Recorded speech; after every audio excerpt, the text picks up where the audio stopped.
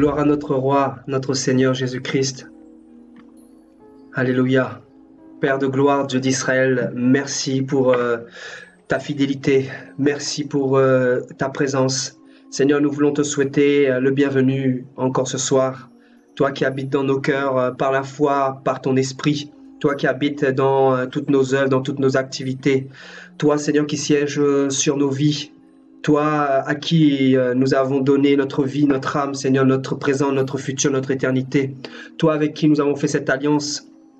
Dieu de gloire, toi le Dieu d'Abraham, le Dieu d'Isaac, le Dieu de Jacob. Au nom de Jésus-Christ, Seigneur, nous voulons te bénir encore ce soir, t'élever, t'honorer, te donner toute la gloire, toute la puissance, toute la majesté, parce que tu mérites vraiment d'être adoré, parce que tu es sur ton trône et tu sièges en majesté. Toi qui veilles sur nous au quotidien, Seigneur, toi qui nous donne la vie, le souffle de vie. Toi qui nous permet d'être en bonne santé, toi, Seigneur, qui nous montre le chemin, toi qui nous montre la voie, toi qui es la lumière, Seigneur, malgré nos fautes, nos faiblesses, nos difficultés, Seigneur, tu es notre force.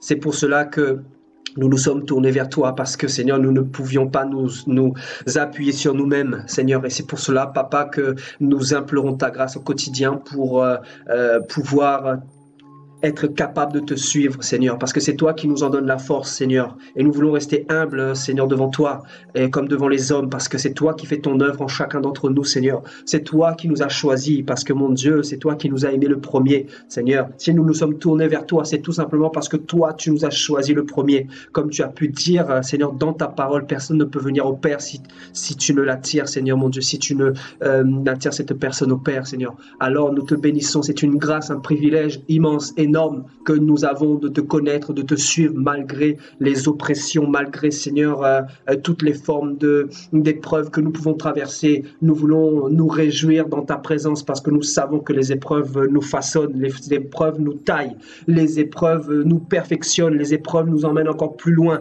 même si nous ne comprenons pas toujours tes voies, Seigneur, mais tu es au-dessus, Seigneur, de nos voies et nous voulons nous appuyer sur toi. Nous voulons que tu sois notre roc, notre forteresse. Nous voulons être bâtis en toi, Seigneur, dans ta sainteté, dans ta justice, dans tes lois, dans tes ordonnances. Seigneur, nous voulons être guidés, dirigés par ton esprit. Nous voulons être la lumière du monde. Nous voulons être tes ambassadeurs. Nous voulons être, mon Dieu, attentifs à ta volonté, Seigneur. Que ta volonté soit faite. Garde-nous, Seigneur, de ce monde, garde-nous de toute forme de tentation, Seigneur. Nous remettons toutes choses entre tes mains. Nous voulons t'honorer ce soir, Papa, pour ce rassemblement, Seigneur, que tu nous permets d'avoir autour de ta parole, autour de ton esprit. Nous voulons te remercier, te donner les actions de grâce. Jésus-Christ de Nazareth, merci pour ton esprit que tu répands dans nos cœurs, que tu répands sur nous, Seigneur. Merci pour ces tonnes d'eau vive, Seigneur, que tu inondes sur nos vies. Merci pour ce que tu vas nous faire encore ce soir, Papa. Tu vas nous faire du bien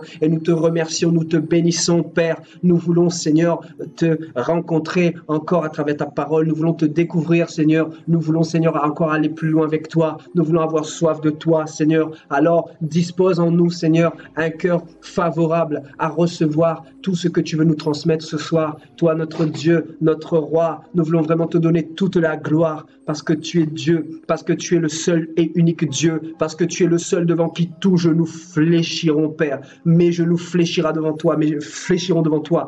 Seigneur, les genoux de mes frères et sœurs fléchiront devant toi, les genoux du monde entier fléchiront devant toi, Seigneur. Les genoux des démons, des sorciers, des satanistes fléchiront devant toi, Seigneur. Même les genoux des pécheurs fléchiront devant toi, parce que tu es le roi des rois, le Seigneur des seigneurs. C'est toi qui as tout créé. Toutes choses ont été créées par toi et pour toi, Seigneur. Toi qui es la tête du corps de l'Église, toi qui es triomphant, toi qui es revêtu de gloire, de puissance, de magnificence. À toi seul la gloire pour les siècles des siècles, d'éternité en éternité. Et nous t'avons ainsi prié, Père de gloire, dans le nom puissant de Jésus-Christ de Nazareth. Merci, Papa, pour ce message. Seigneur, dirige-nous par ton esprit. Conduis-nous, Seigneur, toi, notre source d'inspiration. Nous remettons toutes choses sous ton contrôle. Merci, Seigneur. Amen. Alléluia. Gloire à Dieu, gloire à Dieu. Gloire au Seigneur.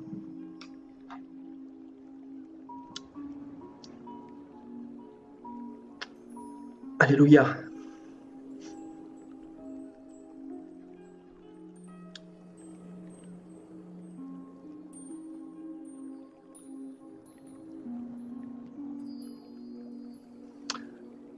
Alléluia, gloire à Dieu. Bonsoir, bonsoir mes frères et sœurs, j'espère que vous allez bien. Je vous souhaite à toutes et à tous les bienvenus. Voilà, nous sommes le mercredi 26 décembre 2018 et je suis content de vous retrouver une fois de plus pour le partage de la parole de Dieu par la grâce de Jésus-Christ, bien évidemment. Alléluia. Voilà, je suis un petit peu grippé ce soir, donc on va faire avec les moyens du bord. En tout cas, le message de ce soir promet d'être puissant, promet de dégénérer, dans le sens où nous allons encore exposer les œuvres du diable. Nous allons encore parler de choses qui fâchent qui, bien évidemment, ceux qui se trouvent dans Babylone, ceux qui se trouvent dans les fausses églises, ceux qui travaillent pour le diable, ceux qui sont dans cette vision hiérarchique, cette vision pyramidale, cette vision oligarchique tout simplement. Et je crois que ce thème va nous réveiller davantage parce que nous aimons la vérité et le Seigneur va nous transmettre encore la vérité pour nous approcher davantage de lui, frères et sœurs, parce que nous avons besoin de cette vérité qui nous fait du bien à nous, ses enfants. Nous ne voulons pas autre chose que de la vérité de notre Seigneur Jésus-Christ. Voilà, donc sans plus tarder, je vais vous inviter à prendre vos Bibles dans... voilà, donc pour commencer, Matthieu chapitre 20. Nous lirons 2 chapitres parce que ça parle de la même chose, mais il y a des éléments qui n'ont pas été dits dans Matthieu chapitre 20. Donc nous lirons également Luc chapitre 22. Donc à partir du verset 20, Matthieu chapitre 20, à partir du verset 20 jusqu'au verset 28.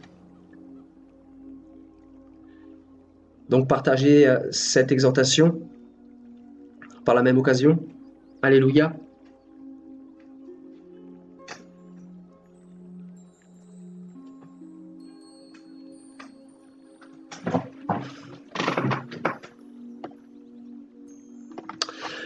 Alors la mère des fils de Zébédée s'approcha de Jésus avec ses fils et se prosterna pour lui faire une demande.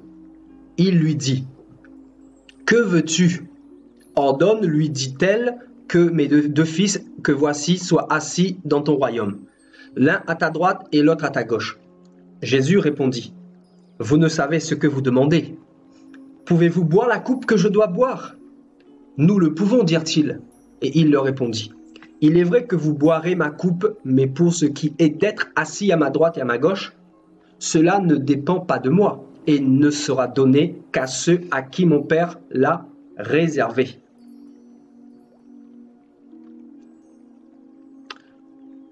Les 10, ayant entendu cela, furent indignés contre les 2 frères. Jésus les appela et dit, « Vous savez que les chefs des nations les tyrannisent et que les grands les asservissent.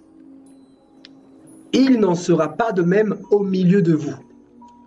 Mais quiconque veut être le plus grand parmi vous, qu'il soit votre serviteur. Et quiconque veut être le premier parmi vous, qu'il soit votre esclave. C'est ainsi que le Fils de l'homme est venu, non pour être servi, mais pour servir et donner sa vie comme la rançon de plusieurs. » Amen.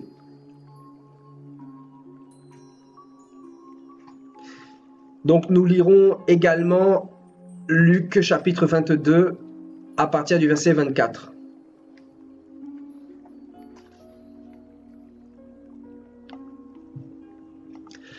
Il s'éleva aussi parmi les apôtres une contestation, lequel d'entre eux devait être estimé le plus grand. Jésus leur dit, « Les rois des nations les maîtrisent et ceux qui les dominent sont appelés bienfaiteurs. Qu'il n'en soit pas de même parmi vous, mais que le plus grand parmi vous soit comme le plus petit, et celui qui gouverne comme celui qui sert. Car quel est le plus grand, celui qui est à table ou celui qui sert? N'est-ce pas celui qui est à table? Et moi cependant, je suis au milieu de vous comme celui qui sert.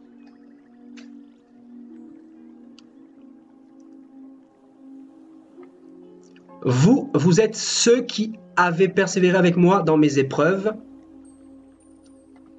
C'est pourquoi je dispose du royaume en votre faveur, comme mon Père en a disposé en ma faveur, afin que vous mangiez et buviez à ma table dans mon royaume, et que vous soyez assis sur des trônes pour juger les 12 tribus d'Israël.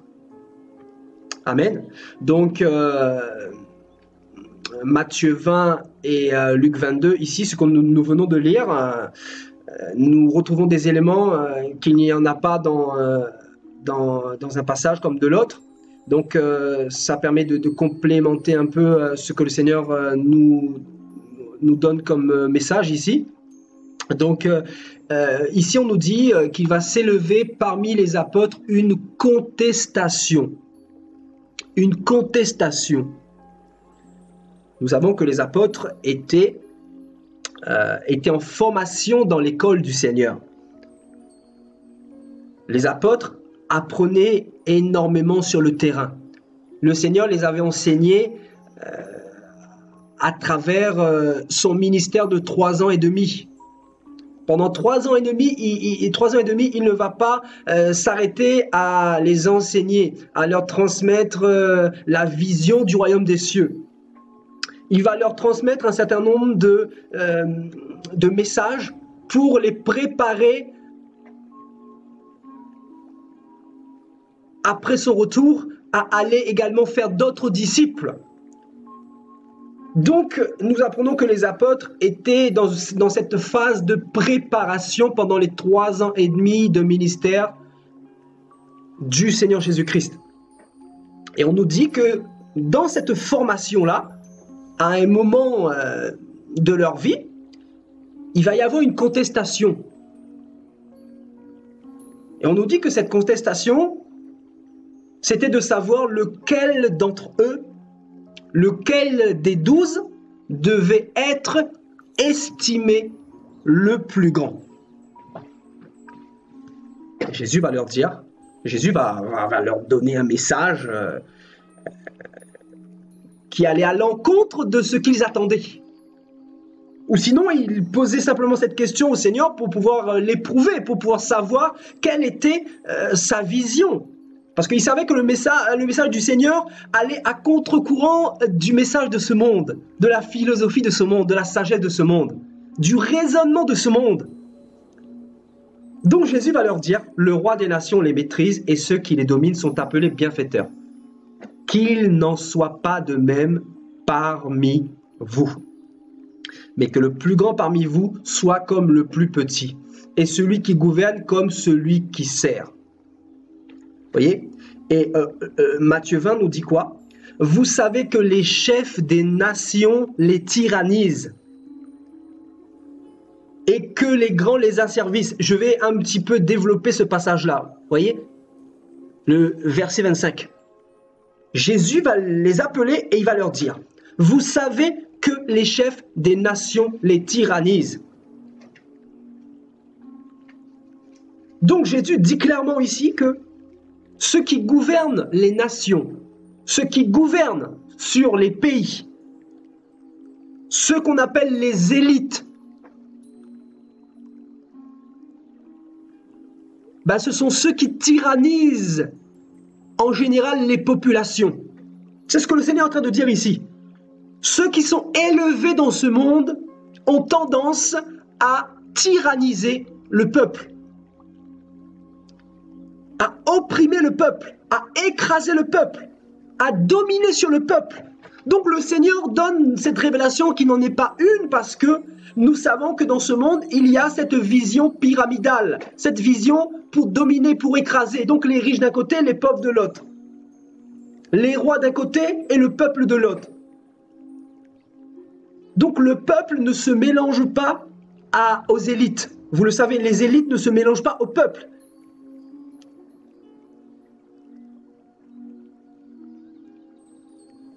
Donc Jésus dit ici que dans ce monde, les chefs ou les élites tyrannisent les nations, tyrannisent le peuple, tyrannisent les peuples,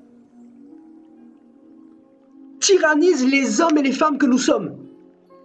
Par plusieurs procédés, par la politique, à travers la religion également, à travers des guerres, à travers des lois que les présidents peuvent voter pour provoquer davantage l'injustice, voyez, à travers toutes ces choses-là, ces lois, ces dictatures, c'est ce que le Seigneur est en train de dire ici. Donc ceux qui sont élevés dans ce monde tyrannisent les hommes et les femmes. Donc, il y a une domination. Et Jésus-Christ va dire, les grands les asservissent. Donc, le Seigneur dira également que les élites, donc les grands qui sont considérés comme les élites, comme les rois, comme les présidents, comme les chefs, comme les gouverneurs, asservissent les populations, asservissent les nations, asservissent des peuples. Et donc, regardez bien la question que les disciples vont poser au Seigneur ici, Voilà, il va y avoir une contestation, nous dit ce passage de Luc 22 au verset 24. Lequel d'entre nous doit être estimé le plus grand Seigneur? Donc, il voulait savoir lesquels d'entre eux étaient le plus grand, étaient le plus éminent, étaient le plus considéré aux yeux du Seigneur.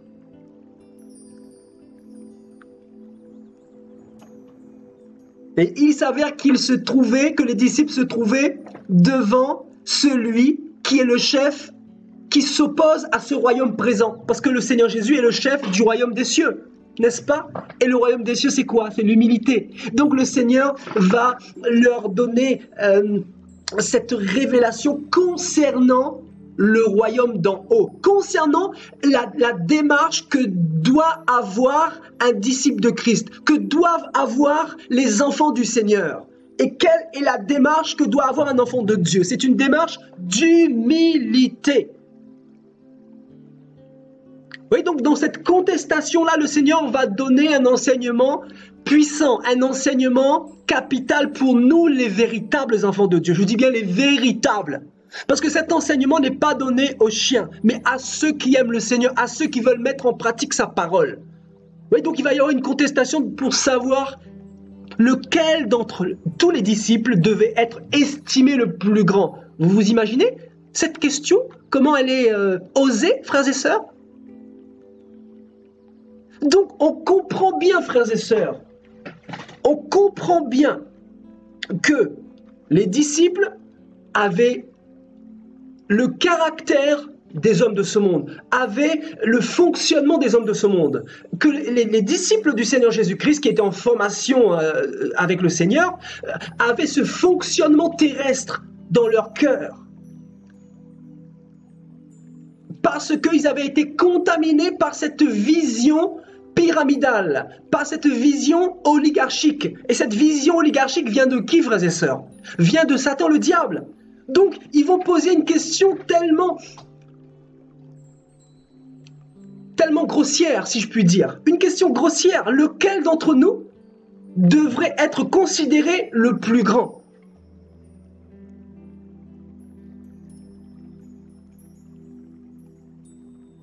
Donc, c'est une bonne question parce que le Seigneur va nous donner un enseignement à travers cette question-là. Donc, il voulait savoir lequel d'entre eux était le plus grand. Parce que ils n'avaient pas encore reçu l'oracle véritable du Seigneur, la pensée du Seigneur. Ils étaient tellement loin de cette vision du royaume des cieux, la vision du royaume des cieux qui est l'humilité, qui est l'amour, qui est le partage. Et le Seigneur est venu avec un message qui allait à contre-courant, par rapport à la vision de ce monde. Et là, le Seigneur va les ébranler avec un message qui allait à l'encontre de ce qui était en eux. Et le Seigneur va dire,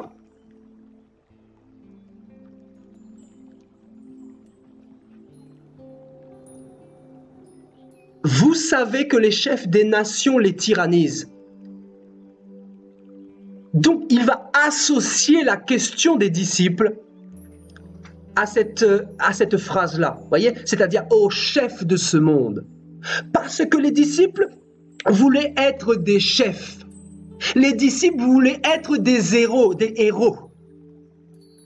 Les disciples voulaient être des personnes éminentes, voulaient être des personnes reconnues, voulaient être des papes. Vous voyez, donc dans l'homme, il y a la semence de Babylone. Et la semence de Babylone, c'est quoi? C'est la semence de la domination sur son prochain. La semence de l'élévation par rapport à son prochain. Parce que dans Babylone, il n'y a pas d'égalité. Dans Babylone, il y a de l'inégalité. Il y a de la supériorité dans Babylone. Et le Seigneur dit ici, vous savez que dans Babylone, les chefs, les élites, tyrannisent les nations, tyrannisent les peuples, et que les grands les asservissent. Et vous savez ici, la tyrannie veut aussi dire se rendre maître de quelqu'un, se rendre maître d'une population, se rendre maître d'un peuple.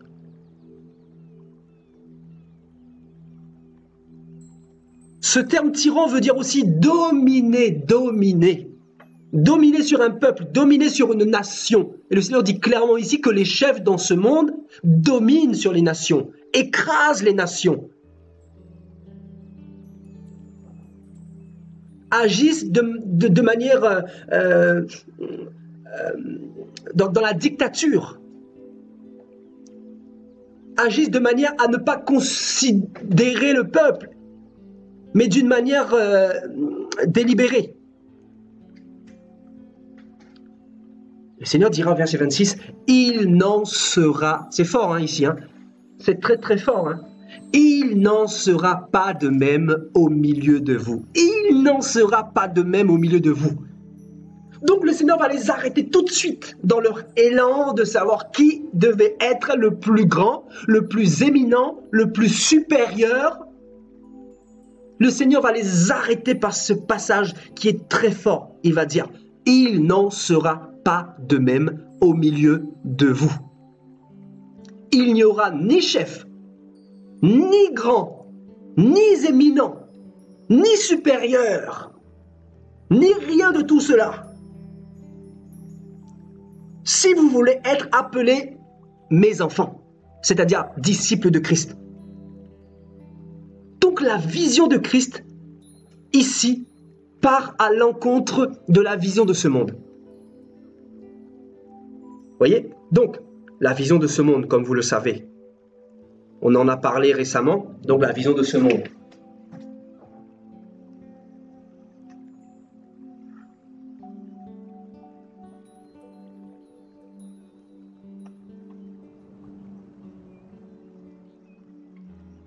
Vous voyez? Babylone, donc vous connaissez la pyramide. Dans ce monde, les Illuminati font souvent ce signe à travers leurs mains, etc. Vous allez voir ça dans des clips subliminales, etc. Et donc, nous le voyons clairement que les nations sont tenues par cette vision de Babylone. Même le président de la France, Macron, quand il a été élu, quand il a été victorieux, il va être carrément devant le Louvre, devant la pyramide du Louvre, et il va montrer clairement son appartenance à cette vision babylonienne, à cette vision pyramidale, à cette vision de domination. Parce que ici, c'est quoi? C'est la vision de l'écrasement, la vision de domination, la vision pour assujettir les peuples, pour tyranniser les peuples. Et regardez, 1 an et demi après la victoire de Emmanuel Macron en France. Regardez ce mouvement de Gilets jaunes. Parce que tout est fait pour écraser. Parce que les chefs ne veulent pas consulter le peuple. Les chefs sont là pour mettre une politique en place, et c'est la politique du diable, c'est la politique d'inégalité, c'est la politique de l'autruche. C'est la politique qui ne négocie pas. C'est la politique qui crée un fossé entre les riches et les pauvres. C'est la politique qui crée beaucoup d'injustices. Et c'est ce que nous voyons dans ce pays. Et donc, les gens finissent par se réveiller parce que ils n'acceptent pas, le peuple n'accepte pas cette vision pyramidale. Mais nous sommes bel et bien dans cette vision pyramidale. Et d'un côté, vous avez les élites, et de l'autre côté, vous avez le peuple. Donc, c'est malheureusement la vision de ce monde. Et le Seigneur est venu casser cela. Le Seigneur est venu bouleverser cela. C'est pour cela que le Seigneur a subi énormément de persécutions. Beaucoup de persécutions. Beaucoup de péripéties. Pourquoi? Parce que le Seigneur était parti à l'encontre de ce système-là. Et si vous partez à l'encontre de ce système-là, si vous dites aux élites de ce monde qui sont orgueilleux, ben vous allez risquer de vous faire tuer, de vous faire mettre en prison. Et vous retrouvez également cette vision de Babylone dans les églises. Si vous dites au pasteur que se faire appeler général ou pape ou grand homme de Dieu, c'est une vision babylonienne, une vision luciférienne, une vision d'orgueilleux, ben, ces personnes-là vont vous maltraiter, ces personnes-là vont vous persécuter, ces personnes-là vont vous rejeter, ces personnes-là vont cracher sur vous littéralement. Pourquoi? Parce qu'ils ont la racine de Babylone en elles, ces personnes-là. Oui, donc cette vision-là, on la retrouve également dans nos églises, c'est-à-dire dans le monde, dans la Babylone politique et dans la Babylone religieuse. Donc cette semence-là a contaminé tellement de pasteurs aujourd'hui. Nous savons que la classe politique, la classe des chefs de ce monde, sont tous contaminés. Mais les pasteurs d'aujourd'hui en 2018, il y en a beaucoup qui ont été contaminés par cette vision d'être un chef, d'être quelqu'un, d'être supérieur, voyez, d'être reconnu, d'avoir un nom, de se faire un nom, d'avoir son église. Voilà, j'ai construit mon église de 5000 membres, je suis quelqu'un, voyez, cette vision de l'orgueil, cette vision de m'as-tu vu, voilà, tu vois, j'ai fait ça de mes mains, j'ai réussi à faire ça, bah, j'ai bâti ça, j'ai bâti telle église. Tu as bâti quoi, mon ami? Ce n'est plus Jésus qui bâtit l'église, mais c'est l'homme qui bâtit l'église. Donc il y a un problème. Ça, c'est une vision complètement pyramidale, complètement babylonienne.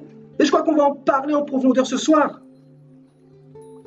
Donc le Seigneur, regardez bien ce que le Seigneur dit ici. Hein. Regardez, c'est très très important. Vous voyez, c'est l'enseignement doctrinal du Seigneur Jésus-Christ. Regardez ce qu'il nous dit ici. Il n'en sera pas de même au milieu de vous. Vous savez, c'est très très fort cette parole-là. Très très très fort. Mais quiconque veut être grand parmi vous, quiconque veut être grand parmi vous, qu'il soit votre serviteur. Et quiconque veut être le premier parmi vous, qu'il soit votre esclave. C'est ainsi que le Fils de l'homme est venu, non pour être servi, mais pour servir et donner sa vie comme la rançon de plusieurs. Vous voyez le Seigneur ce qu'il dit ici? C'est très fort. Le Seigneur va donner un modèle parfait. Et il va dire que le modèle qui est parfait, le modèle à suivre, c'est le modèle que vous voyez devant vous. Parce que je ne suis pas venu vers vous dans le but d'être servi, mais dans le but de servir les autres. Donc un disciple de Christ est là pour servir, mais non pas pour se faire servir. Donc si dans une église, un homme de Dieu, un bishop, un général, un prophète, un pasteur, tout ce que vous voulez, se fait servir, c'est qu'il est dans la vision de Babylone. Il est dans la vision du diable. C'est un homme qui n'appartient pas à Jésus-Christ. Et nous allons appeler un chien, et un chat, frères et sœurs. La Bible du Seigneur est claire, nette et précise. Il n'y a pas de quiproquo, il n'y a pas de mélange. C'est où on est dans la vision de l'humilité, où on devient disciple de Christ pour donner sa vie pour son prochain. Pour donner de son temps pour son prochain. Pour donner sa vie pour son prochain. Le Seigneur dira, il n'y a pas de plus grand amour que de donner sa vie pour ses amis. Et vous savez, dans ce monde, c'est ce qu'on a besoin, l'amour véritable, l'amour qui donne sa vie pour son prochain. Même si cet amour-là provoque ou engendre des persécutions. Parce que plus tu aimes ton prochain dans ce monde pervers et corrompu, dans ce monde d'injustice et d'inégalité, plus tu te fais persécuter, plus tu te fais lapider, plus tu te fais lâcher par les gens de ce monde. Pourquoi? Parce qu'il y a une guerre qui se fait entre les deux visions, entre la vision de l'orgueil d'un côté et la vision de l'humilité de l'autre, entre le royaume de Dieu d'un côté et entre le royaume de ce monde de l'autre côté. Et s'il y a quelque chose que j'ai toujours détesté dans ce monde, c'est la semence de l'orgueil. Que ce soit dans le monde et surtout dans les églises, surtout chez les hommes qui se disent de Dieu. S'il y a quelque chose que j'ai toujours haï, que j'ai toujours détesté, c'est l'orgueil. La semence de l'orgueil, la semence de l'élévation. Parce que l'esprit est irrité tout simplement.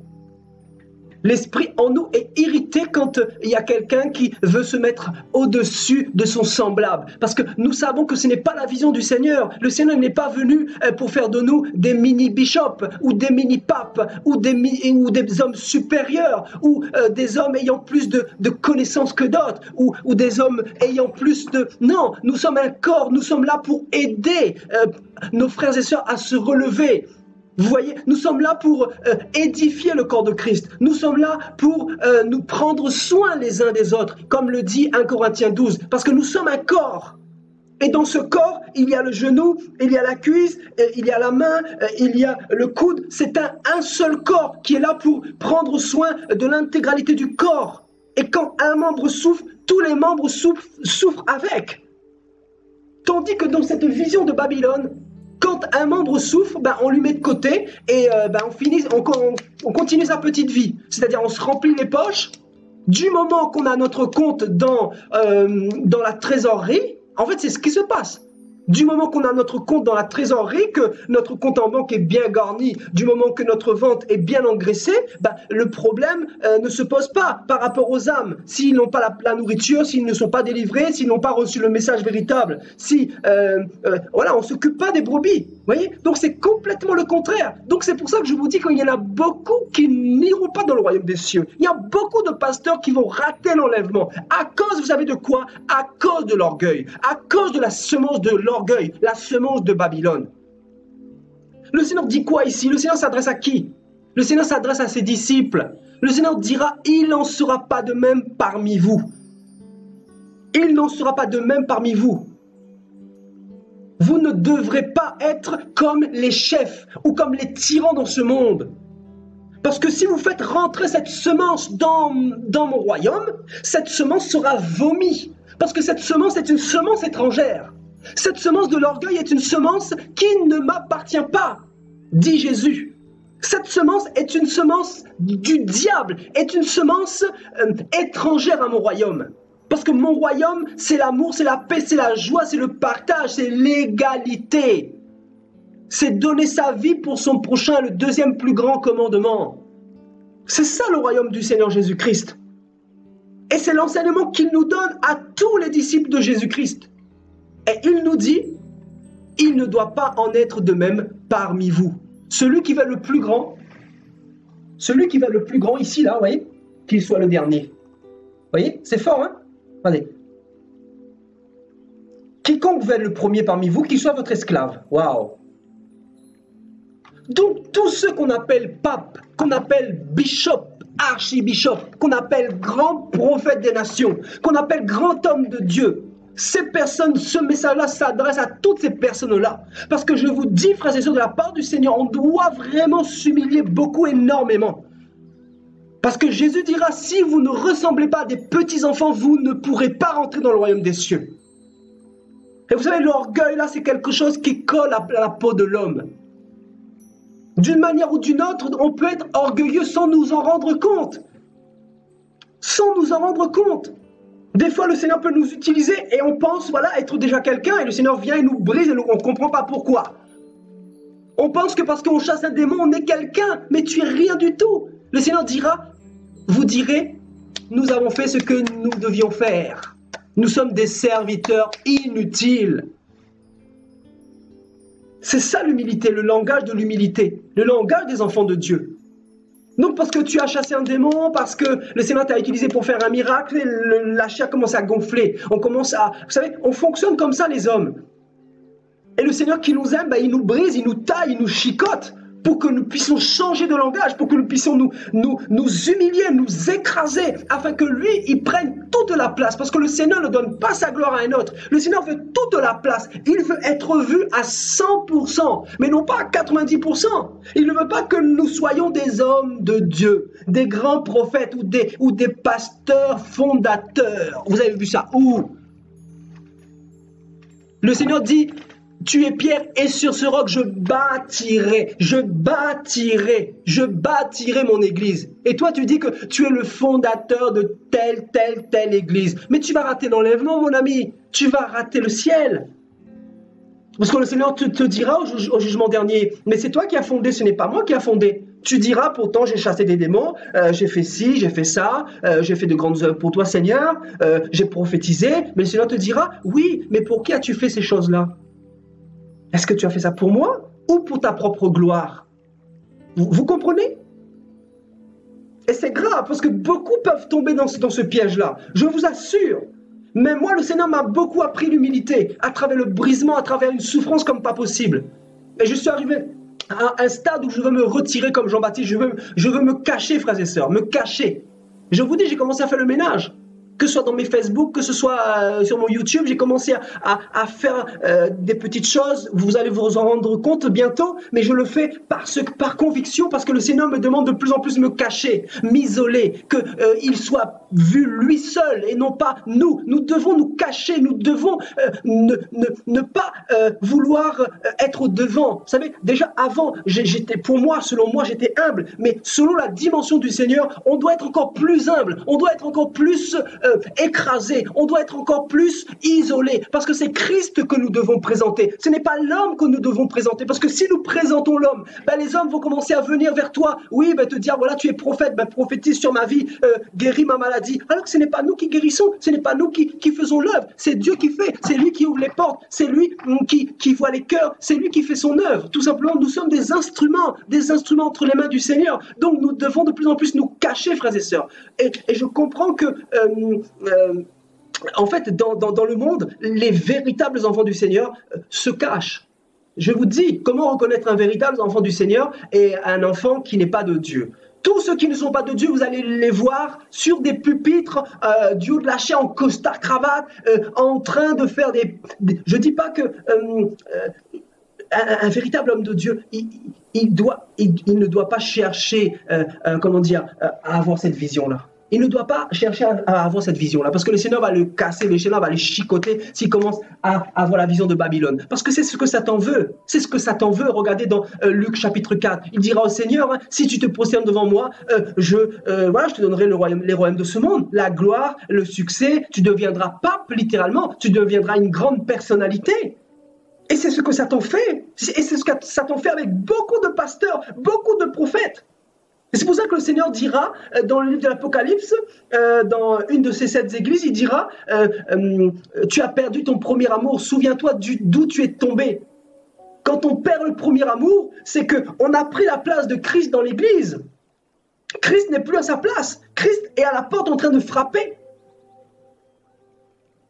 Donc, il est important de comprendre que être un enfant de Dieu, c'est être humble, c'est être petit, c'est ne pas prétendre être quelqu'un ou pouvoir faire quelque chose. Nous sommes capables de rien du tout. Moi, le premier, je vous le dis, je suis capable de rien du tout. Et je vous dis, les vrais enfants de Dieu veulent fuir l'œuvre, veulent se cacher. Et c'est mon cas aujourd'hui, frères et sœurs. C'est mon cas.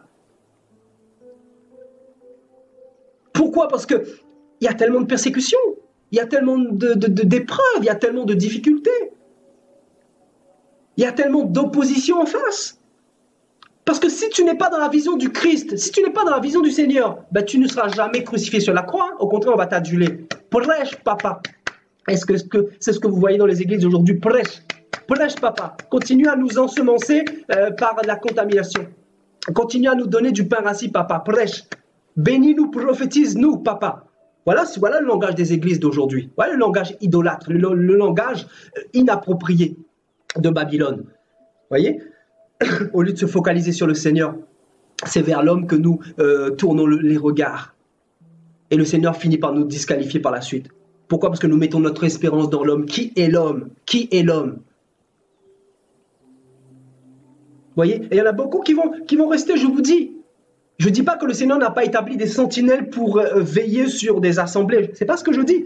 Je dis, nous devons remettre les choses à leur place. Nous devons remettre le Saint-Esprit à sa place. Nous ne devons pas prendre la place du Saint-Esprit. Nous ne sommes que des vases, que des instruments pour crier, pour avertir, pour annoncer la parole du Seigneur, pour ramener le peuple dans la vérité. Pas dans notre vérité, mais dans la vérité biblique. Pas dans notre Église, mais dans l'Église universelle du Seigneur Jésus-Christ. Nous devons ramener le peuple dans la vision de Christ, dans la vision de l'humilité. Et l'humilité, c'est quoi? C'est s'écraser. Je vous dis, si beaucoup étaient dans la vision du Christ, il y aurait plus de pardon. Si beaucoup étaient dans l'humilité, il y aurait plus de pardon. Parce que qu'est-ce qui empêche de pardonner? C'est la vision de Babylone, l'orgueil.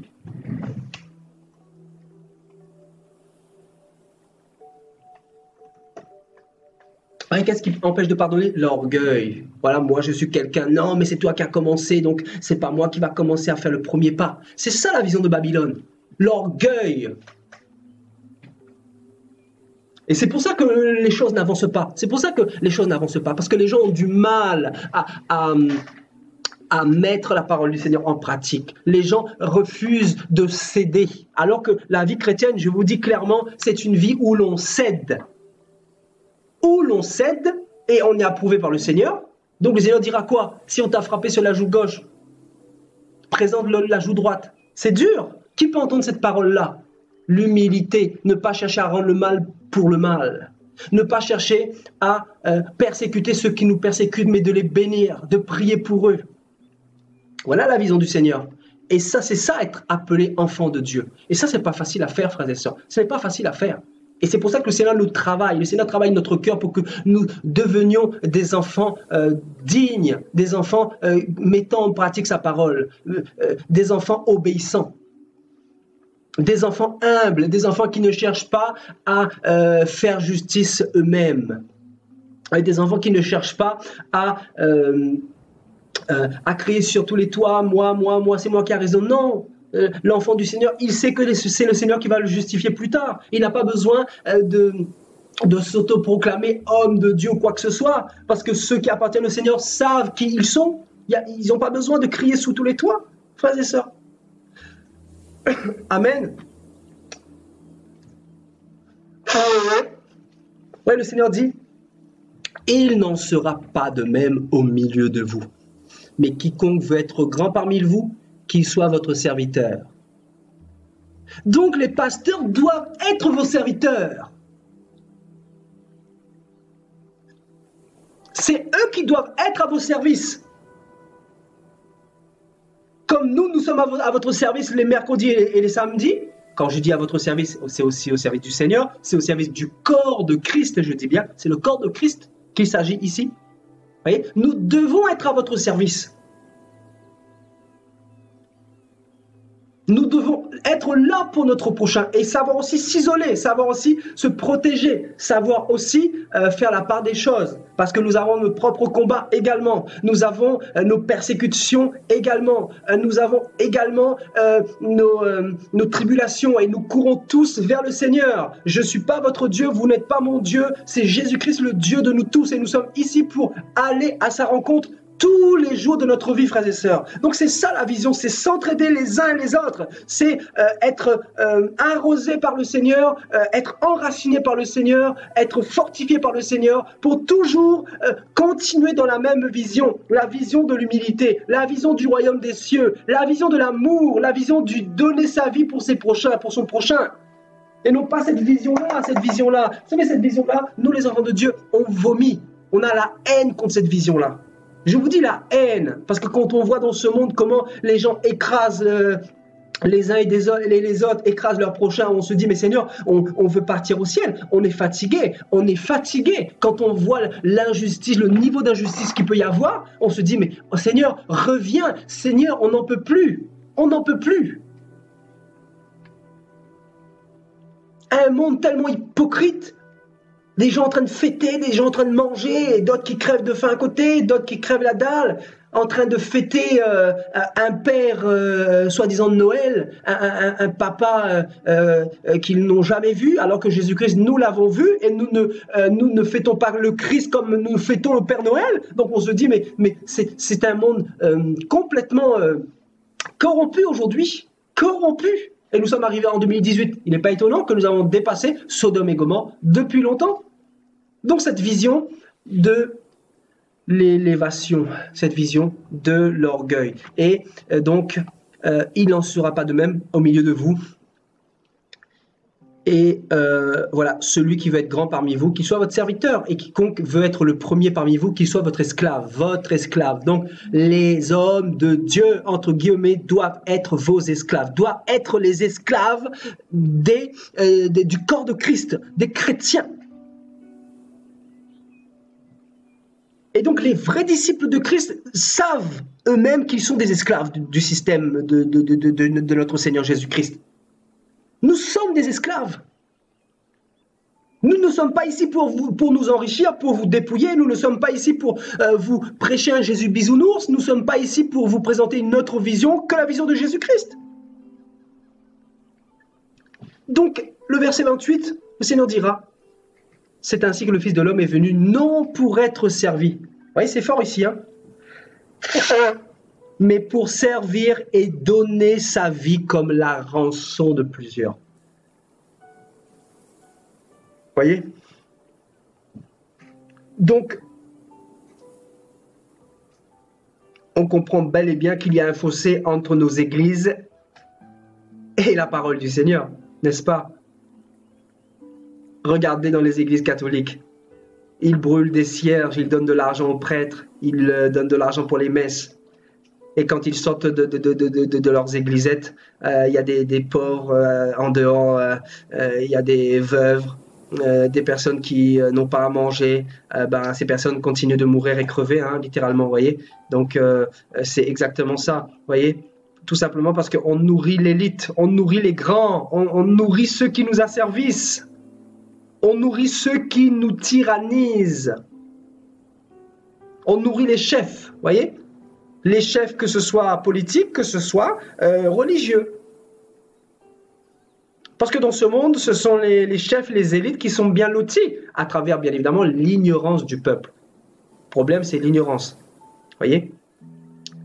Et donc, il ne doit pas être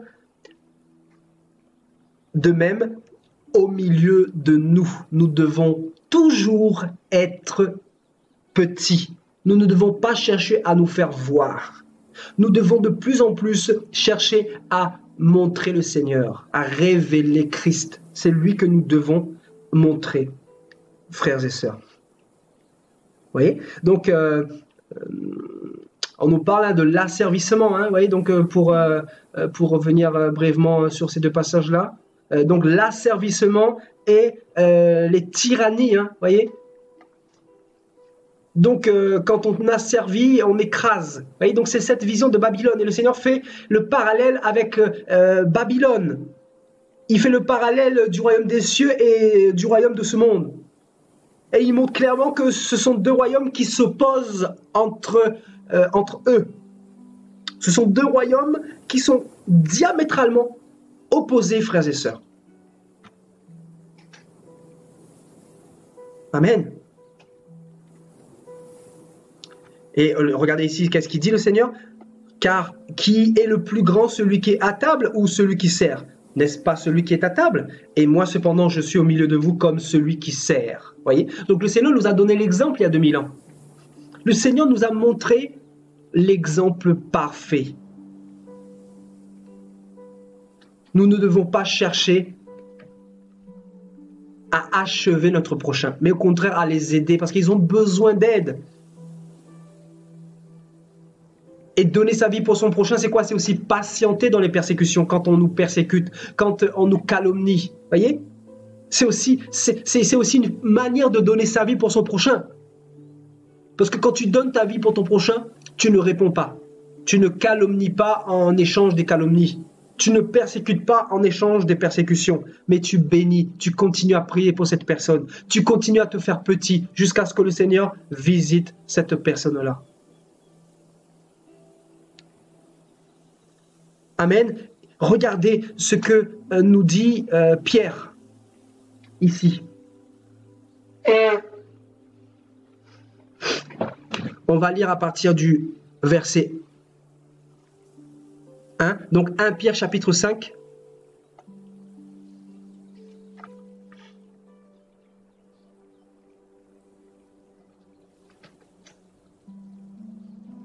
Voici les exhortations que j'adresse aux anciens. Donc les anciens qui étaient des serviteurs de Dieu, bien sûr, ayant de l'expérience. Voilà. Donc, qui sont parmi vous? Moi, ancien comme eux, témoin des souffrances de Christ et participant à la gloire qui doit être manifestée. Et là, Pierre va dire, paissez le troupeau de Dieu qui est sous votre garde, non par contrainte, mais volontairement, selon Dieu. Non pour un gain sordide, mais avec dévouement. Non comme dominant sur eux. Voyez, non comme dominant sur eux. Ou sur ceux qui vous sont échus en partage. Vous voyez, le partage, c'est quoi? C'est la vision horizontale, c'est-à-dire l'égalité des enfants de Dieu. Non comme dominant sur eux, c'est-à-dire comme le système de ce monde, il ne faut pas qu'il en soit ainsi, comme le système diabolique satanique de ce monde. Non comme dominant sur eux, sur vos frères, sur les chrétiens qui vous sont échus en partage, mais en étant les modèles du troupeau. Vous voyez, les modèles. Où sont les modèles aujourd'hui? Où sont les modèles comme Pierre, comme Jean, comme Jacques, comme Jésus-Christ, comme Paul? Où sont les modèles? Et lorsque le souverain pasteur paraîtra, vous obtiendrez la couronne incorruptible de la gloire. Donc, vous voyez, Pierre, ayant le même esprit en lui, l'esprit du royaume d'en haut, le royaume des cieux, il dit, il ne faut pas que vous, les anciens, vous dominiez sur vos frères et sœurs, ceux qui vous sont échus en partage, mais soyez au contraire les modèles du troupeau. Donnez-leur la parole, paissez le troupeau que Dieu a établi sous votre garde.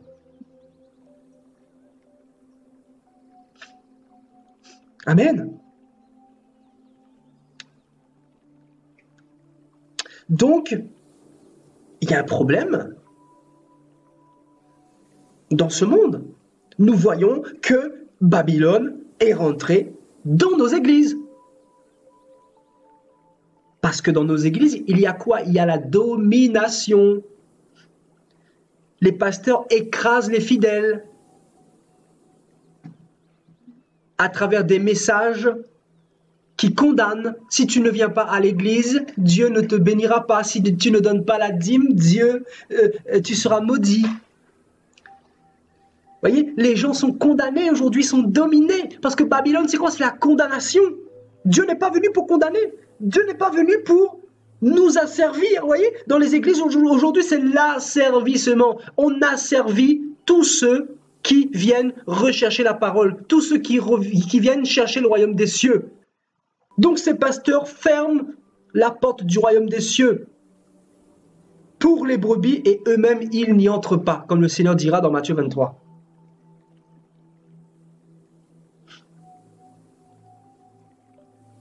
Voyez?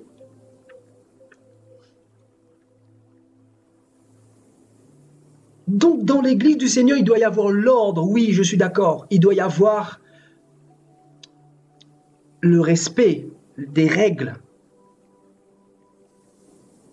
Mais il ne doit pas y avoir cette domination que nous retrouvons dans le monde.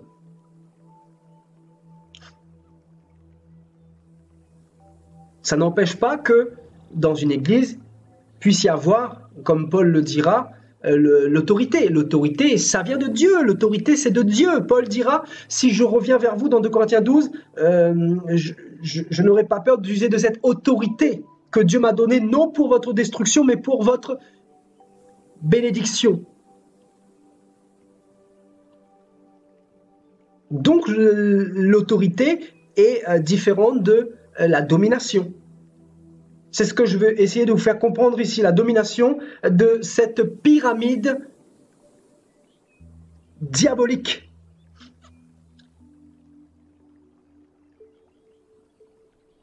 Et dans Genèse 11, nous retrouvons un peu cette vision. Nous retrouvons cette vision dans Genèse chapitre 11 au verset 4.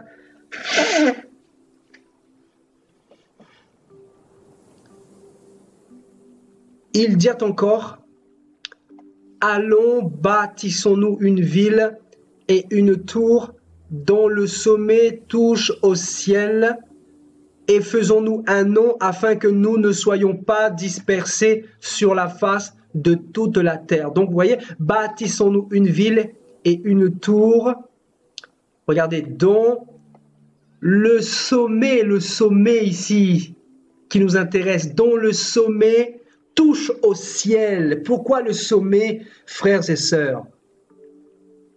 Pourquoi le sommet? Que se passe-t-il au sommet? Vous voyez? Ici, là.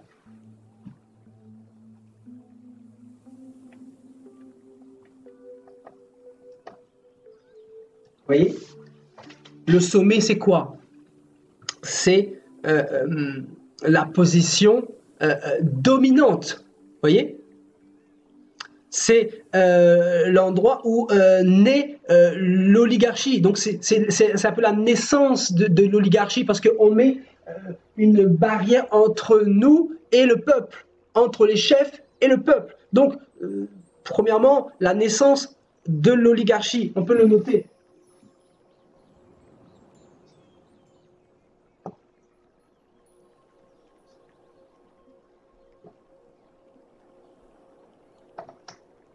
Vous voyez, donc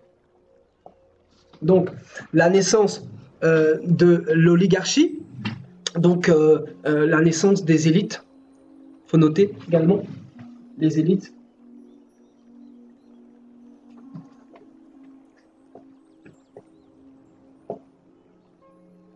Donc qui dit oligarchie dit élite, bien évidemment. Et qui dit élite dit également le pouvoir, donc la naissance du pouvoir. Donc le pouvoir ne peut pas prendre naissance tant qu'il n'y a pas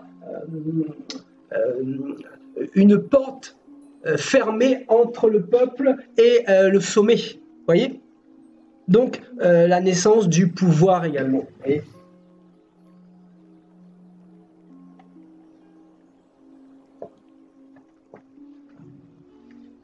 Et ensuite, vous pouvez rajouter beaucoup de choses. Donc, l'injustice, la naissance des injustices.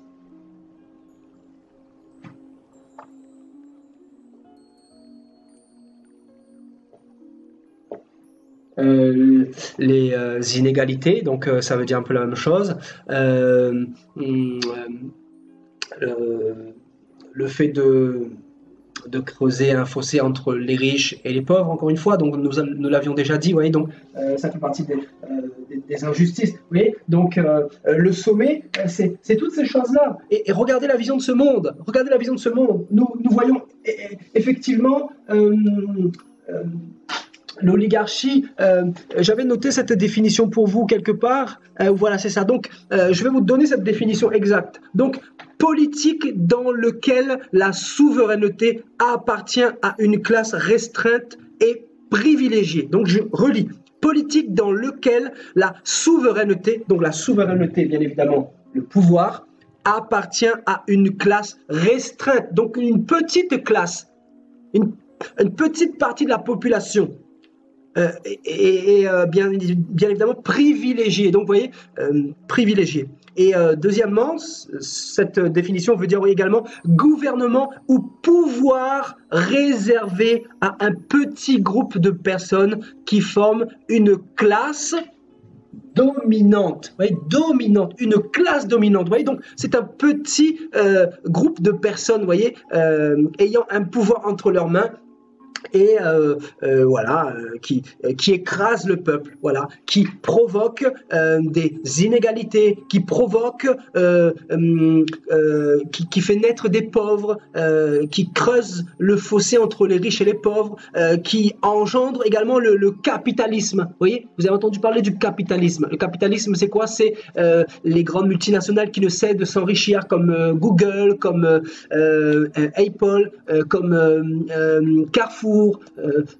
Vous avez YouTube également, vous avez encore énormément McDonald's, vous voyez, donc ils sont implantés partout, ils ne font que s'enrichir, et le peuple deviennent les esclaves, deviennent dominés de tous ces systèmes-là, vous voyez, donc tout simplement parce qu'il y a véritablement un système oligarchique dans le monde, c'est le système de ce monde, Babylone est formée sur ce système-là. Babylone est formée dans ce système-là. Vous voyez, donc le sommet, vous voyez, le sommet, c'est très important de le souligner, frères et sœurs. Regardez, donc dont le sommet touche au ciel. Donc allons, bâtissons-nous une ville. Vous voyez, donc l'homme aime aller au sommet. Ça fait partie de l'homme. L'homme veut toujours aller plus loin. Et le Seigneur nous dit, il ne faut pas qu'il en soit ainsi pour nous, les enfants de Dieu. Parce que sinon, nous serons disqualifiés par le Seigneur. Voyez? Donc, au risque d'être disqualifiés, le Seigneur nous demande de, au contraire, avoir un comportement différent, opposé. Voilà. Donc, l'humilité, le partage, l'amour, les relations horizontale avec notre semblable, ne pas chercher à écraser, mais considérer aussi les intérêts de notre prochain, vous voyez. Donc, c'est ça la vision du Seigneur. C'est tout simplement l'amour, en fait. Hein. Ça renferme ce terme-là qu'on appelle l'amour. L'amour, tout simplement. Amen, alléluia. Donc, le sommet.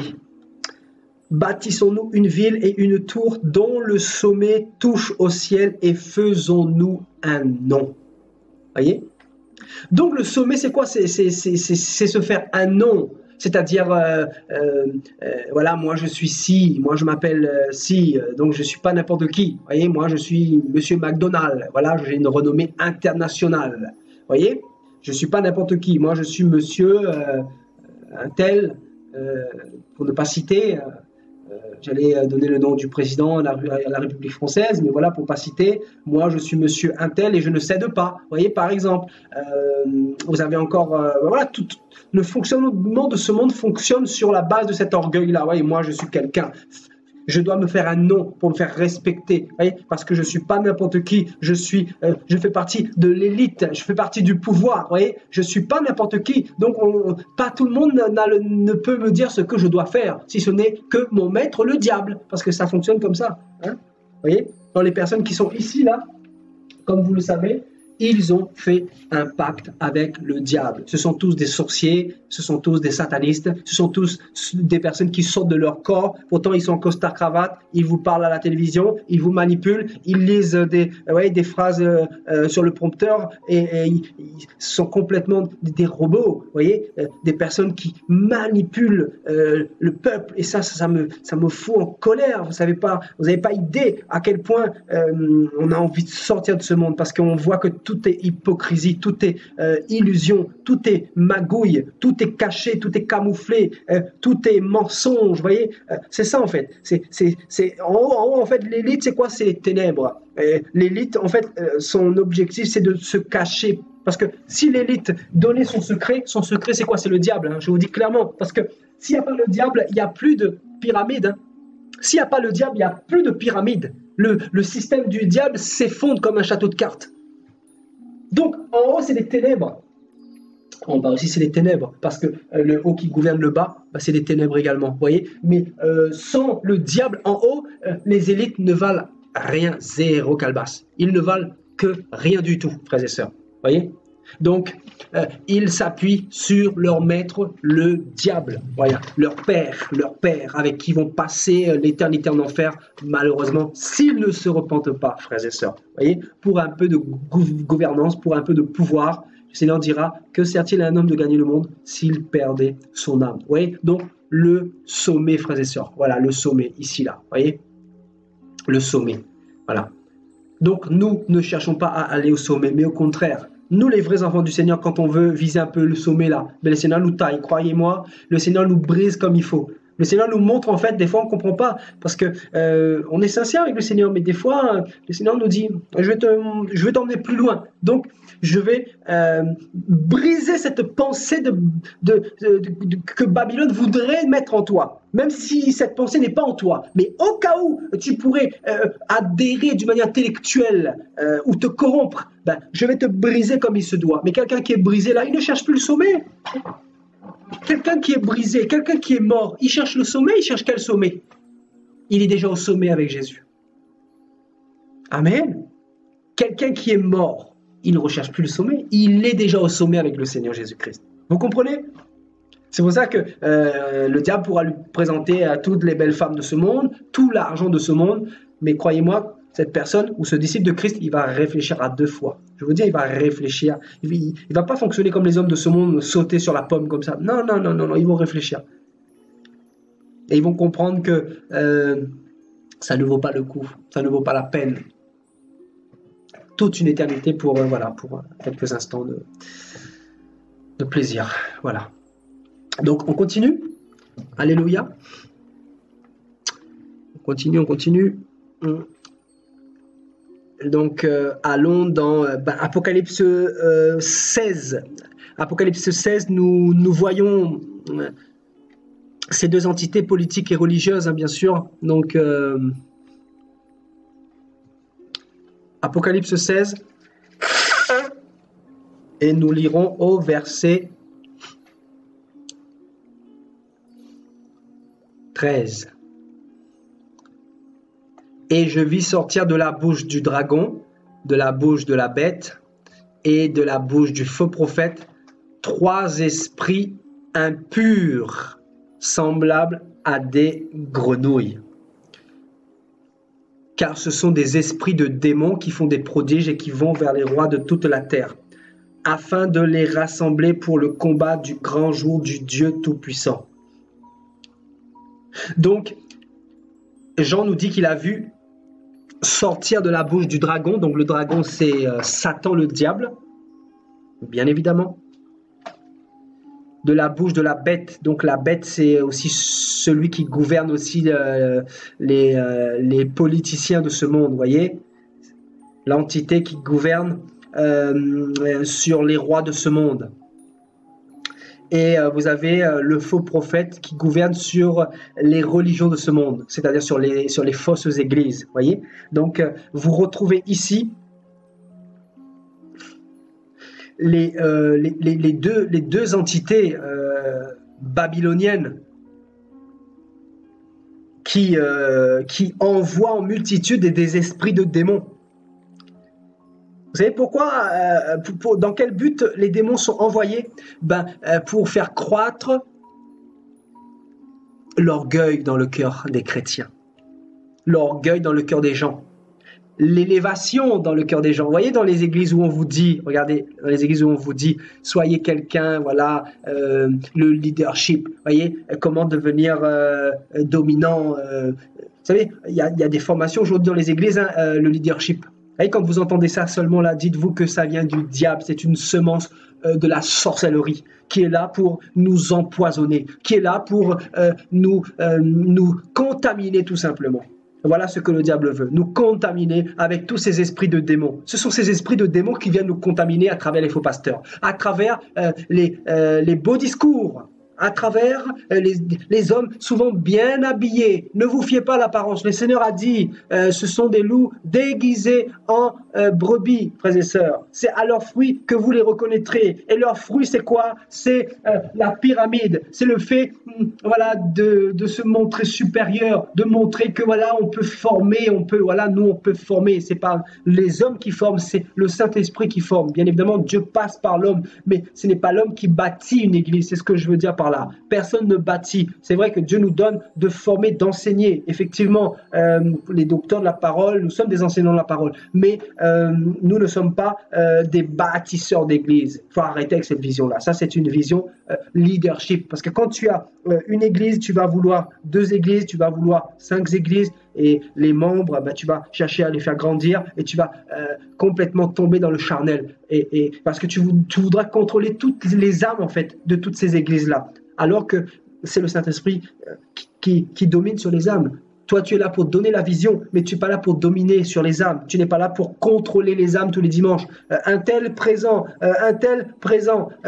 Voilà. Donc, si la personne n'est pas venue, on l'appelle parce que voilà, elle ne s'est pas présentée et la trésorerie, il va y avoir un trou dedans quoi, pour payer les factures, le courant, l'électricité, l'eau. Non, mais c'est complètement, vous voyez, c'est pas de Dieu ça. C'est pas de Dieu. Moi, je pense que là où il y a le Seigneur, il n'y a pas cette vision-là, cette vision satanique-là. Voyez, donc les 2 entités qui gouvernent le monde, hein, donc le dragon, hein, la bouche de la bête, donc de la bouche de la bête, et du faux prophète, on nous dit qu'il y avait 3 esprits impurs. Et donc des esprits impurs pour, bien évidemment, pour nous contaminer. Voyez. Donc c'est important, hein, donc de la bouche du faux prophète. Donc on nous dit que les faux prophètes parlent. Et de leur bouche, il y a des esprits impurs. Vous voyez, quand ils parlent, il y a des esprits impurs, il y a des démons. Et ces démons-là, nous contaminent. Nous contaminent. De différentes manières, bien évidemment. Voilà, si vous donnez l'argent, vous allez être béni. Si vous donnez la dîme, l'écluse des cieux va s'ouvrir. Vous voyez, si vous donnez 100 €, vous allez avoir 1000 €. Vous voyez, donc c'est vraiment le faux prophète qui injecte tous ces esprits impurs dans la conscience des gens, dans le cœur des gens, frères et sœurs. Voyez. Donc, voilà les démons qui travaillent dans Babylone.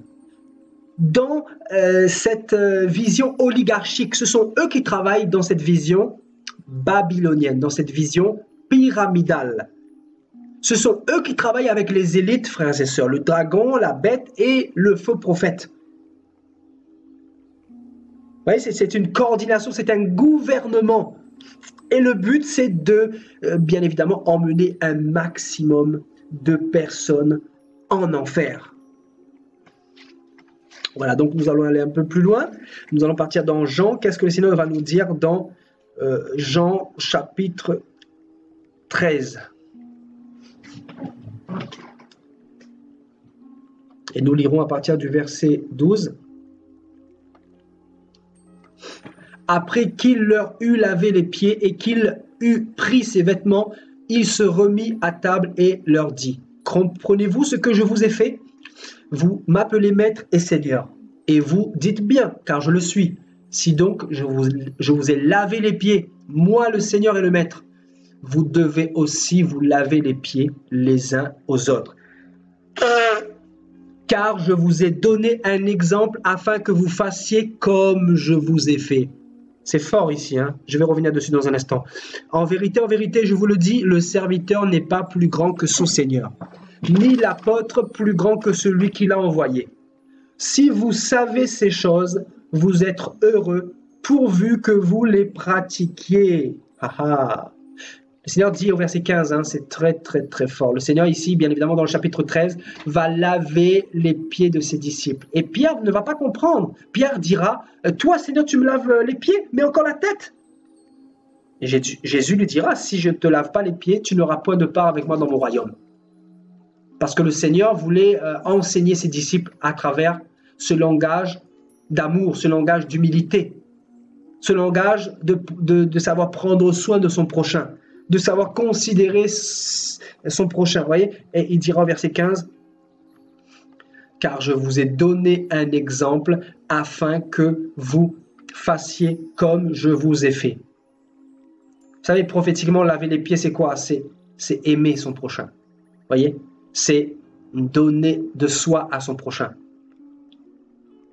C'est considérer son prochain, c'est-à-dire mettre son prochain au-dessus de nous. Ou ne pas montrer de la dominance envers son semblable. C'est ce que le Seigneur veut, c'est ça l'amour véritable. L'amour de Dieu, c'est ça. L'amour de Dieu, c'est l'égalité parfaite. Vous voyez? L'égalité parfaite. Donc, je vous ai donné un exemple. L'exemple a été donné, frères et sœurs. Et l'exemple parfait, c'est notre Seigneur et Sauveur, Jésus-Christ de Nazareth. C'est lui notre modèle. Et le Seigneur dira, en vérité, je vous le dis, le serviteur n'est pas plus grand que son Seigneur, ni l'apôtre plus grand que celui qui l'a envoyé. Voyez? Donc, nous ne sommes pas plus grands que le Seigneur. Le Seigneur lui-même, s'il s'est humilié, si le Seigneur lui-même nous a montré cet exemple, ben, qui sommes-nous pour ne pas mettre en pratique ce qu'il nous a demandé, voyez? Donc, si vous savez ces choses, vous êtes heureux, pourvu que vous les pratiquiez. C'est ça, être chrétien, frères et sœurs. C'est pas facile. Je peux vous dire que c'est pas facile parce que des fois, donner de l'amour à ceux qui vous persécutent, à ceux qui vous maudissent, c'est quelque chose de pas facile du tout, frères et sœurs. Comment le faire? Si vous n'êtes pas dans la présence du Seigneur, c'est pas possible. Il faut vraiment être dans la présence du Seigneur pour pouvoir pratiquer l'amour. Et je pense que dans ce monde, ce qui y a encore de la saveur, c'est l'amour, c'est le partage. Il n'y a pas de plus grand, vous savez, de bonheur de donner sa vie pour ses amis. Il n'y a pas plus grand. Il y a plus de joie à donner qu'à recevoir. Et je vous assure, les vrais enfants de Dieu veulent plus donner que recevoir. Moi, personnellement, je suis comme ça. Je vous assure, je suis comme ça. Je ne sais pas comment vous fonctionnez, mais moi, je suis comme cela.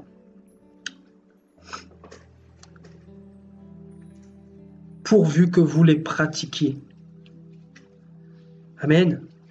Voilà un exemple parfait que le Seigneur nous a donné. Et voilà dans Philippiens chapitre 2. Nous lirons verset 1. Si donc il y a quelque consolation en Christ, s'il y a quelque soulagement dans la charité, s'il y a quelque union d'esprit, s'il y a quelque compassion et quelque miséricorde, rendez ma joie parfaite.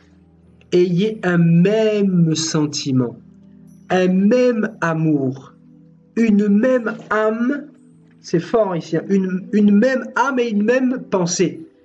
Donc avoir une même pensée, ce n'est pas avoir une pensée différente comme dans ce monde babylonien. Parce qu'avoir une pensée différente, c'est quoi? C'est tout simplement apporter une différence, montrer une différence entre nous et son semblable. C'est-à-dire, nous, on est supérieurs, nous, on est au pouvoir, nous, on est les élites, nous, on est des bishops, nous, on est dans la chorale, et vous, bah, vous êtes les esclaves, vous êtes le peuple. Vous voyez, c'est ça, c'est cette vision-là que le Seigneur ne veut pas. Vous voyez, donc, un même amour, une même âme, et un même cœur, une même pensée. Nous devons avoir tous la même pensée, c'est-à-dire la coordination du corps de Christ, l'égalité parfaite, le partage fraternel, l'horizontalité, frères et sœurs, jusqu'au bout. Ne faites rien par esprit de parti. Vous voyez, esprit de parti, c'est fort, hein? Ou par vaine gloire. Vous voyez, l'esprit de parti, c'est ça, hein?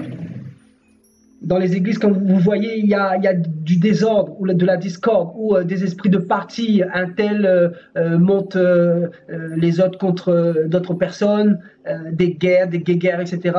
C'est ça, hein? Vous voyez, c'est Babylone. Hein? Vous voyez, Babylone dans les églises.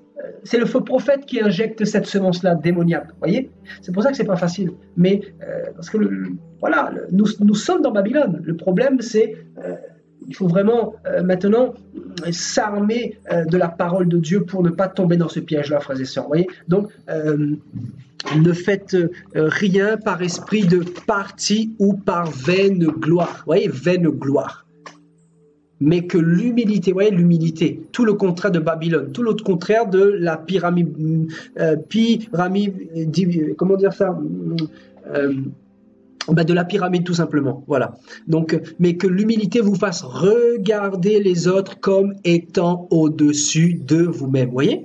L'humilité doit nous faire regarder notre prochain comme étant au-dessus de nous-mêmes. C'est ça le royaume de notre Papa Jésus-Christ. Et franchement, c'est pas facile.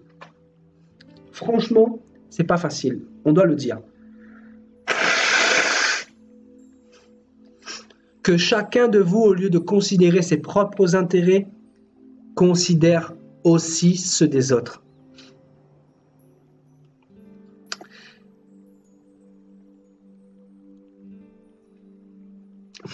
Et au verset 5, « Ayez en vous les sentiments qui étaient en Jésus-Christ, lequel, existant en forme de Dieu, n'a point regardé comme une proie à arracher d'être égal avec Dieu.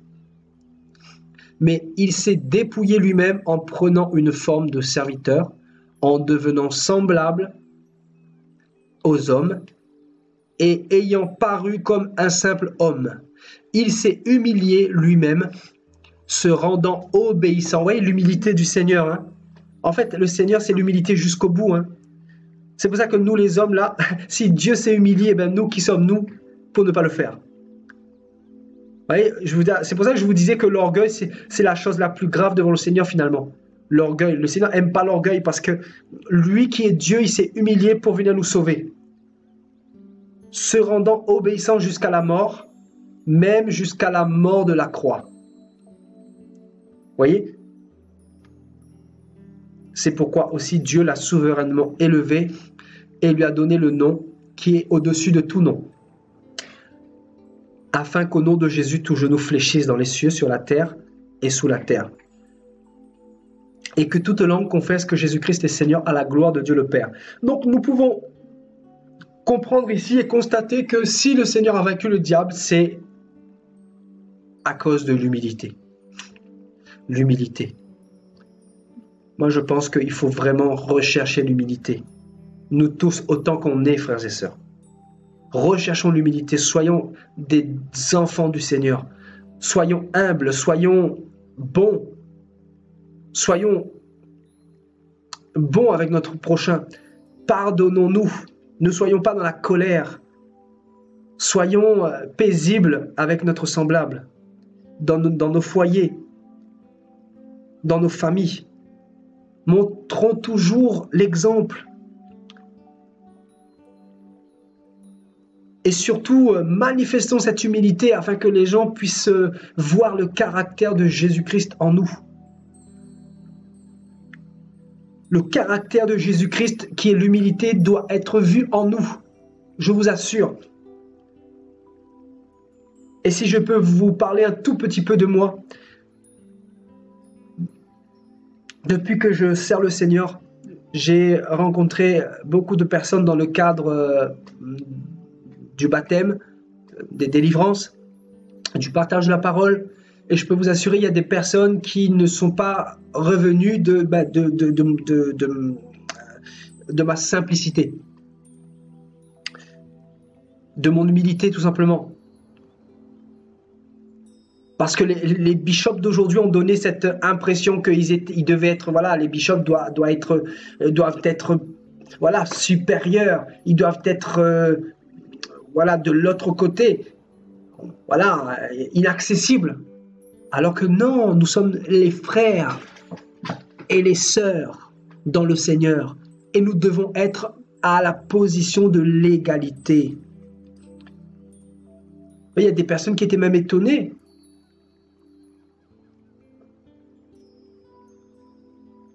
Ben oui, c'est pas parce qu'on chasse un démon ou je sais pas, peu importe, qu'on doit se montrer supérieur à vous. Ça, c'est pas de Dieu, frères et sœurs.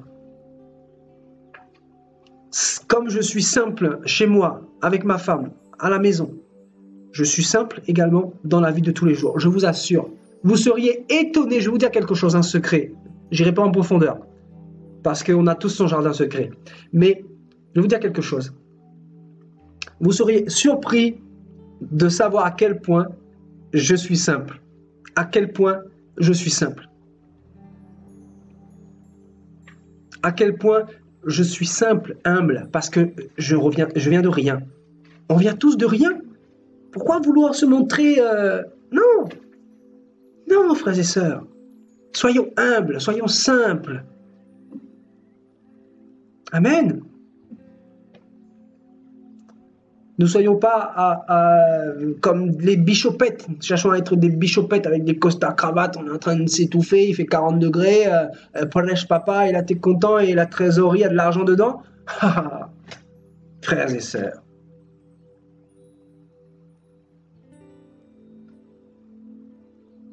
Celui qui aime le Seigneur ne cherche pas à plaire aux hommes déjà. En fait, c'est une question de plaire. Celui qui plaît à Dieu ne cherche pas à plaire aux hommes. C'est-à-dire, il va être simple avec les hommes comme avec son Seigneur. Il ne cherchera pas à être gonflé. Parce qu'il sait qu'il est de la poussière, il sait qu'il n'est rien du tout. On n'est rien du tout, on est racheté par grâce. Donc, bishop ou pas, moi je te dirais, bishop, tu es une vermicelle, tu es un tas de poussière. Tu es rien du tout. Et si tu crois être quelqu'un, attends-toi au jugement de Dieu, parce que le Seigneur te fera descendre de ton estrade. Et en bas de l'estrade, il y a quoi? Il y a l'enfer, il y a le feu. Il n'y a que le Seigneur seul qui doit être élevé, qui doit être magnifié, qui doit être proclamé, qui doit être vu, frères et sœurs. Amen.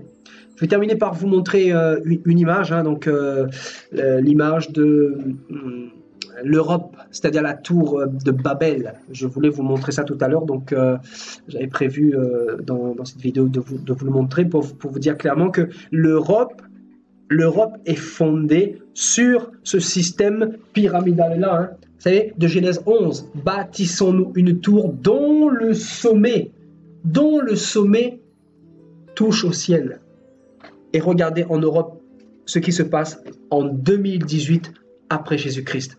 Et je veux dire en 2018 parce que la tour de Babel date d'environ 4000 ans avant cette ère-là, avant 2018 là. Vous voyez?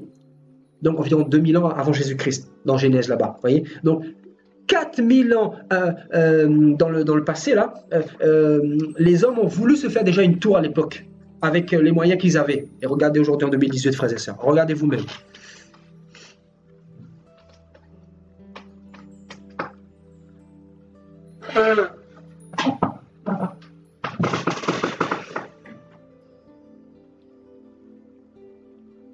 Voyez, regardez ça. Le Parlement européen. Et à côté, vous avez la tour de Babel que Dieu a confondue dans Genèse 11. On l'a lu tout à l'heure dans Genèse 11, regardez. Voyez?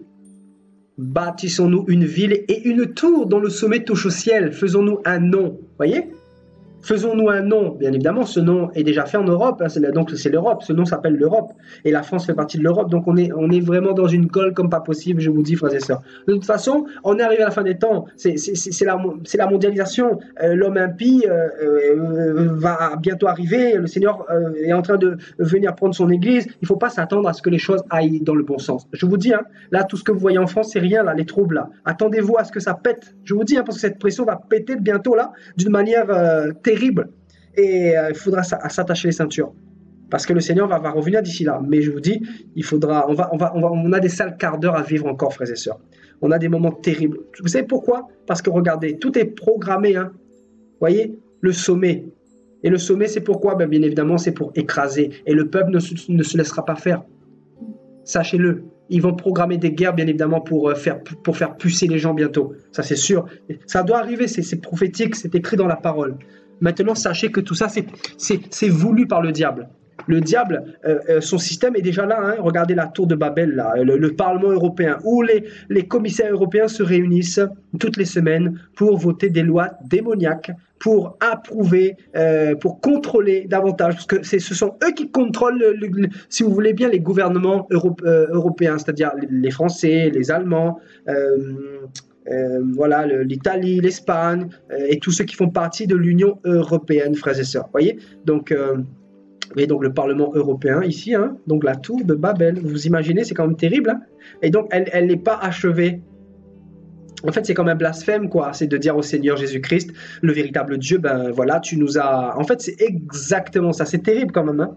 Je veux dire, le constructeur, celui qui a créé ça, bien évidemment, c'est un sataniste.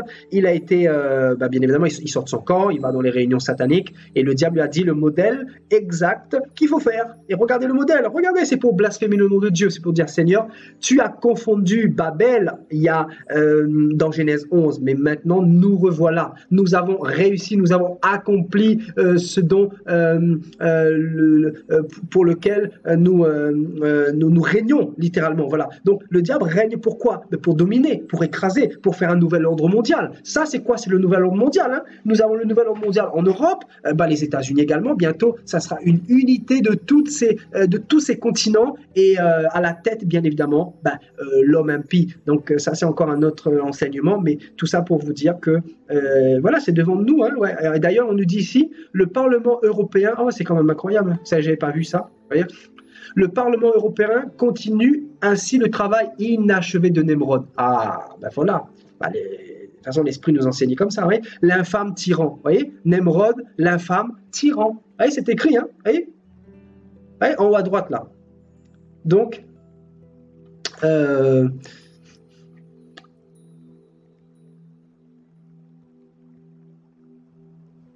Amen.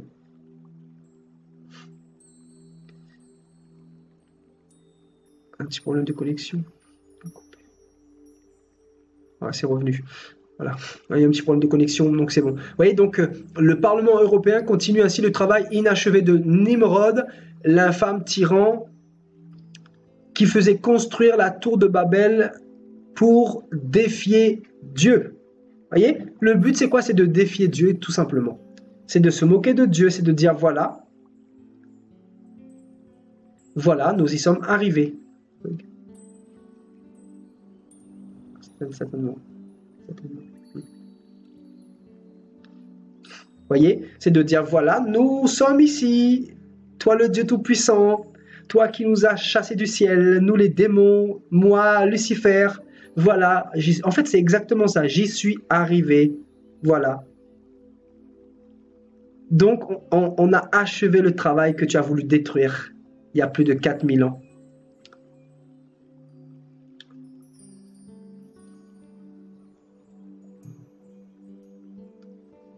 Amen.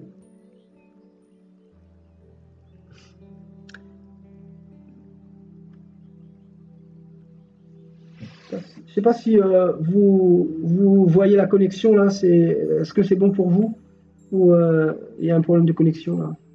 Je vois que ça bug un peu là. Vous voyez? Donc c'est quand même incroyable. Hein? C'est quand même incroyable.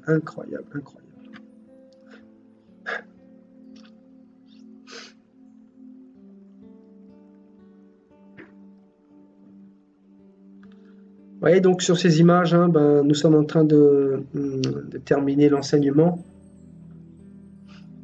Voyez vous-même, hein, regardez, là c'est la cerise sur le gâteau. Regardez cette image-là. L'œil qui voit tout derrière. Non mais regardez ça. Non mais regardez-moi ça. L'œil des Illuminati. Vous voyez l'œil là. Regardez. Avec la tour de Babel en plein centre. Non mais c'est quand même incroyable. Incroyable.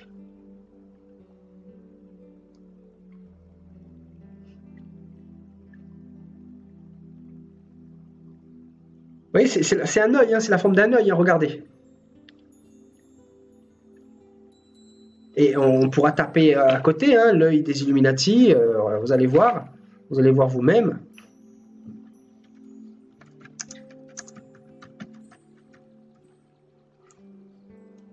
Voilà, donc image. Ah ben voilà, vous voyez l'œil là, regardez. Regardez l'œil.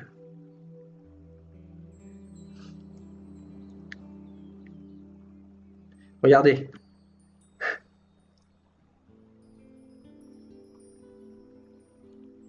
Vous voyez, c'est grave, hein, frères et sœurs, c'est vraiment grave. Hein. Je vous dis, c'est grave. Hein. Regardez. Ouais, la parole de Dieu, comment elle est terrible. Hein. Regardez, lui aussi pareil, hein, l'œil des Illuminati, donc les satanistes de ce monde, hein, bien sûr. Voyez, c'est quand même incroyable, incroyable. Et regardez l'œil, hein, l'œil à moitié fermé un peu là. Donc c'est exactement ce que nous voyons ici. Regardez. Voyez? Regardez bien.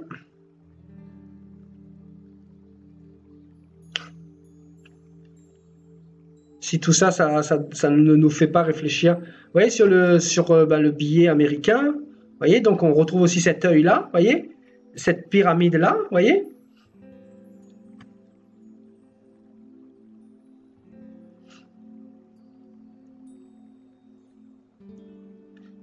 Donc ici, c'est la franc-maçonnerie, bien sûr, donc toujours avec le sommet, hein, toujours hein, pareil, toujours le sommet, quoi. C'est terrible, quoi. C'est terrible, terrible, terrible.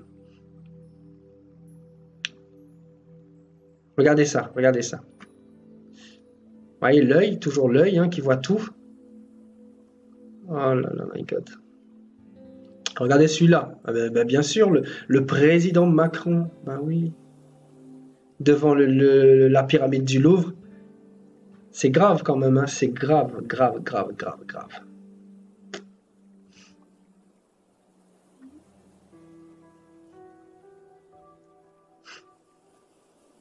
Vous voyez un petit peu les images là? Regardez. Regardez tout ça là. Voilà. Vous allez me dire que c'est le hasard?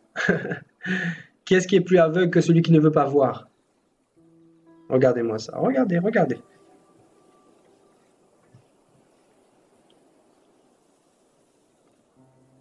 Terrible, hein? Terrible, terrible, terrible. Regardez-moi ça. Regardez-moi ça. Waouh! Comment voulez-vous qu'en France ça pète pas? C'est obligé, c'était obligé. C'était celui qui allait, voilà, qui allait être utilisé par le diable pour provoquer cette guerre civile. Moi, je crois vraiment que on est au bord, hein, d'ailleurs. Regardez, voyez? Ici le compas. Nous venons de voir le compas tout à l'heure. Hein. Regardez.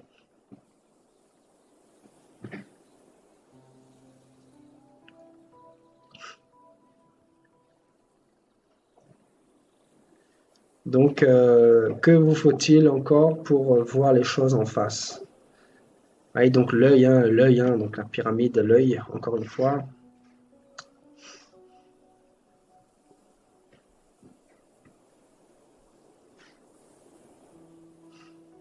Regardez, regardez ça. Vous voulez encore des preuves? Regardez, la pyramide. Voyez? Regardez, la France dirigée par tous ces satanistes. Vous voulez encore plus? Vous voulez encore davantage? Regardez-moi tout ça. Avec la maire de Paris, Hidalgo, là, dedans, dans la prostitution également. Voyez?